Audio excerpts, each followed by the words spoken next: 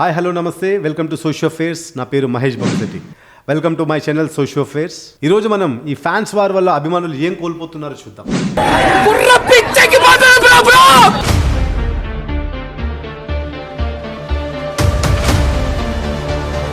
మా ఈ ప్రయత్నం మీకు నచ్చినట్లయితే ఈ ఛానల్ని సబ్స్క్రైబ్ చేయండి, లైక్ చేయండి. ఈ లైక్ అండ్ సబ్స్క్రైబ్ వల్ల మాకు మరియు మా టీంకి ఎంతో ప్రోత్సాహం లభిస్తుంది.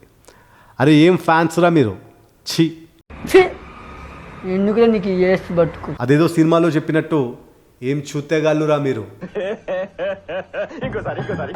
ఏం చూతేగాళ్ళురా మీరు, అరే ఏం ఫ్యాన్స్ రా మీరు. ఇంకా ఎన్ని రోజులు ఒకటి పేరు ప్రఖ్యాతలు తలుచుకొని ఆనందపడటం. గనన మేల్కొండి, నేను వాడికి ఫ్యాన్ వీడికి ఫ్యాన్ అని చెప్పుకోవడం మాని మీరు ఏదైనా సాధించి మీకు మీరే హీరో అని గర్వించే స్థాయికి రండి. ఫ్యాన్స్ అనే ముసుగులో మీరు మాకు వీరాభిమానులు ఉన్నారని ఆ సోకాల్డ్ హీరోస్. ఇంకా ఎన్ని రోజులు ఈ పిచ్చి కల్చర్? సినిమా అయ్యాక వాడు మీకు మళ్ళీ కనిపించడు. నీకు ప్రాబ్లం వస్తే సహాయం చేసేది నీ చుట్టూ ఉన్న వాళ్ళు మాత్రమే, కానీ నీ హీరో కాదు. నీకు సపోర్ట్గా ఉండేది నీ ఫ్యామిలీ మాత్రమే అని గుర్తించు. ఈ మధ్య యువతలో ఈ ఫ్యాన్ కల్చర్ బాగా పెరిగి ముదిరిపోయిందని చెప్పొచ్చు. ఒకరి అభిమాన హీరో ఫిలిం వస్తుందంటే చాలు అభిమానులు కటౌట్లు, పాలాభిషేకాలు, డప్పుల మూతలు, బాణసంచా కాల్చుడు. ఇది చేసేవాడికి బాగానే ఉన్నా చూసేవాడికి మాత్రం ఒకంత వింతగా ఉంటుంది. వింతగా ఉంటుందని ఎందుకు అంటున్నానంటే, ఈ బ్యానర్లు, కటౌట్లు, పాలాభిషేకాలు, డప్పులు, బాణసంచా కాల్చుడు ఇవన్నీ ఎవడి డబ్బులు? వాడి హీరో ఏమైనా ఇస్తాడంటే నో అని చెప్పొచ్చు.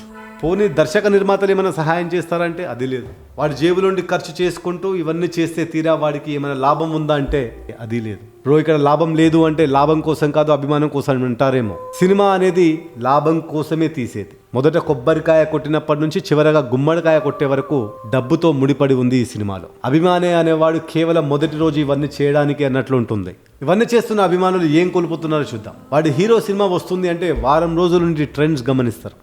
బాగుంటే ఆనందపడతాడు, బాగోలేకపోతే బాధపడతాడు. ముందు రోజు బెనిఫిట్ షో కోసం పొద్దంతా వెయిట్ చేసి నైట్ ఒక 90 వేసి స్టార్ట్ చేస్తాడు సినిమా పోరాటం. లాఠీ దెబ్బలకు తట్టుకొని తొక్కిసలాటలో బ్రతికి బట్ట కట్టి రాత్రంతా నిద్రలేక నీరసించి సినిమా చూసి, సినిమా బాగుంటే ఆనందం, బాగోలేకపోతే బాధలో ఉండటం. ఇదంతా గమనిస్తే వాడికి వచ్చేది ఏం లేదు. వాడి డబ్బు, ఆరోగ్యం, మెంటల్గా డిస్టర్బ్ అవ్వడం తప్ప. ఓ అభిమాని, ఇకనైనా నిద్రలే. 2 గంటల 30 నిమిషాల సినిమా కోసం నీ అమూల్యమైన జీవితాన్ని నాశనం చేసుకోకు. సినిమాలో హీరో కేవలం కల్పిత పాత్రధారి. నీవు అదే నిజమని భ్రమపడి వాడికి, వాడి సినిమాలకి బానిస అవ్వు. 2.5 గంటల సినిమా కల్పిత కథను టికెట్ కొని చూసి దానిలో ఉన్న పాత్రలను నిజమైనవిగా భ్రమపడి హీరోలు అంటున్న నేటి యువత వాస్తవాలను గ్రహించాలి. రియల్ హీరోస్ ఎవరు, నకిలీ హీరోస్ ఎవరు? జన్మనిచ్చిన అమ్మా నాన్న రియల్ హీరోస్. భార్య బిడ్డలు వదిలి కొండా కోణంలో దేశానికి రక్షణ ఇచ్చే జవాన్ రియల్ హీరో. నిత్యం నేర్చుకుంటూ జీవిత పాఠాలు చెప్పే గురువు రియల్ హీరో. ఎన్ని కష్టాలు వచ్చినా భరిస్తూ కుటుంబ బాధ్యతలు మోసే కుటుంబ పెద్ద రియల్ హీరో. ధర్మం కోసం, న్యాయం కోసం ప్రలోభాలకు లొంగకుండా పోరాడే నిపుణుడు నిజమైన హీరోలు. ఎటువంటి ప్రతిఫలం ఆశించకుండా ప్రకృతి రక్షణ కోసం, సమాజ హితం కోసం పాటుపడే నిస్వార్థ సేవకులు నిజమైన హీరోలు. ఈ నకిలీ, డూప్లికేట్, కల్పిత తెర మీద హీరోల గురించి పరిశీలిద్దాం. తాత్కాలికమైన మేకప్లు వేసుకొని, డమ్మీ గన్నులు, పిస్తోళ్లు పట్టుకొని థర్మాకోల్ బొమ్మలు ఎత్తే బిల్డప్లు ఇచ్చే సినిమా నటులు హీరోలు కాదు. వారు కేవలం జస్ట్ యాక్టర్స్ మాత్రమే.